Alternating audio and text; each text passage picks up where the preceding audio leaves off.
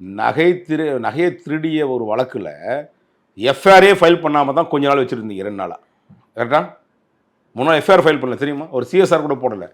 அப்போ அந்த பெண்மணிக்கு பின்புலமாக இருந்தவர் யார்? ஒரு எக்ஸாம்பிள் சொல்கிறேன்.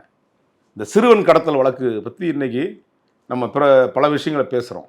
இன்றைக்கி உயர்நீதிமன்றம், உச்சநீதிமன்றம் வரையும் இந்த வழக்கு தொடுதிருக்கு. அதோட ஆதி மூலம் யார்? சிறுவன் கடத்தல் வழக்கில் சம்பந்தப்பட்ட ஏடிஜிபி ஜெயராமன் அவர்களும் பூவை ஜெகன்மூர்த்தி அவர்களுமே இந்த பிரச்சனை நிற்கல. அதுக்கு மேலே இன்னும் பல சம்பவங்கள் இருக்க, ஏன் மூடி மறைக்குது இந்த தமிழக அரசு காவல்துறை? இதுக்கு மேல் இன்னொரு விஷயம் தெரியுமா உங்களுக்கு? நான் ஏற்கனவே என்னுடைய எக்ஸ்தலத்தில் போட்டிருக்கேன்.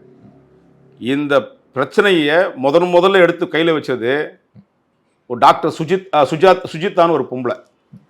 சுஜாதா அந்த டாக்டர்.